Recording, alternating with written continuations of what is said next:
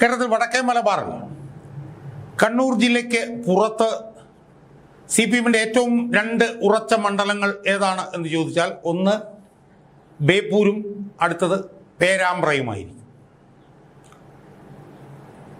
പേരാമ്പ്ര മണ്ഡലം എടുത്ത് നമ്മൾ പരിശോധിച്ചാൽ 1982 മുതൽ 2021 വരെ നടന്നിട്ടുള്ള എല്ലാ നിയമസഭാ തെരഞ്ഞെടുപ്പുകളിലും CPM ആണ് ജയിച്ചിട്ടുള്ളത്. 9 തെരഞ്ഞെടുപ്പുകളിൽ തുടർച്ചയായി പേരാമ്പ്രയിൽ നിന്ന് ജയിച്ചിട്ടുള്ളത് CPM ആണ്. ഏറെയും കുറഞ്ഞും ഭൂരിപക്ഷമൊക്കെ ഉണ്ടായിട്ടുണ്ട്. സുഹൃത്തുക്കളെ, ആ പേരാമ്പ്രയിൽ ഇത്തവണ നിൽക്കുന്ന ഒരു സ്ഥാനാർത്ഥിയുണ്ട്. ആ സ്ഥാനാർത്ഥി പേരാമ്പ്രയിൽ 4 പതിറ്റാണ്ട് കാലങ്ങളായി നിലനിൽക്കുന്ന CPM-ന്റെ അധീശത്വം, CPM-ന്റെ അപ്രമാദിത്വം, CPM-ന്റെ ഇൻഫാലിബിലിറ്റി അത് തകർത്തുകൊണ്ട് ആ സ്ഥാനാർത്ഥി ഇത്തവണ വലിയ ഭൂരിപക്ഷത്തിൽ പേരാമ്പ്രയിൽ നിന്ന് ജയിക്കാൻ പോവുകയാണ് എന്നാണ് എനിക്ക് ഈ വീഡിയോ. കോഴിക്കോട് ജില്ലാ കോടതിയിലെ പ്രശസ്തമായ ഒരു അഭിഭാഷകയാണ്. ഈ പ്രായത്തിൽ തന്നെ LLM ബിരുദാനന്തര ബിരുദധാരിയാണ്. സുഹൃത്തുക്കളെ, അവർ ഈ ഫാത്തിമ തെഹ്ലി എന്ന് പറഞ്ഞിട്ടുള്ള ഈ വനിതാ സ്ഥാനാർത്ഥി നിസ്സംശയം പറയാം ഈ തെരഞ്ഞെടുപ്പിലെ സൂപ്പർ സ്റ്റാർ അവരാണ് എന്നുള്ളത്. അവര് ഈ തെരഞ്ഞെടുപ്പിൽ ഉണ്ടാക്കിക്കൊണ്ടിരിക്കുന്ന ചലനം എന്ന് പറയുന്നത്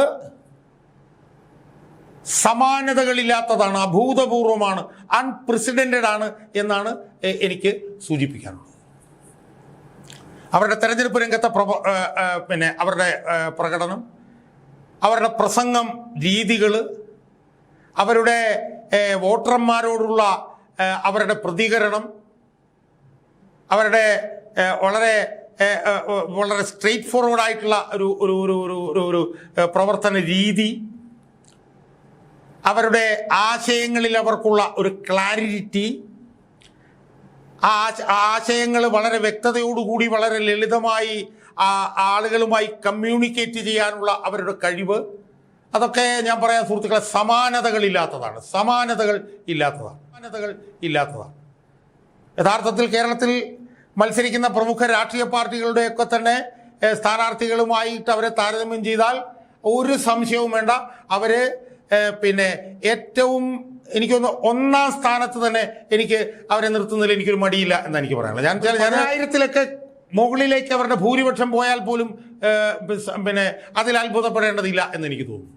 എന്ന് മാത്രമല്ല, ഞാൻ ഉറപ്പിച്ചു പറയുന്നു, CPM-ന്റെ അണികളുടെ നല്ല ശതമാനം വോട്ട് ഉൾപ്പെടെ ഈ വനിതയ്ക്ക് ലഭിക്കും എന്ന് അറിയാതെ തർക്കം.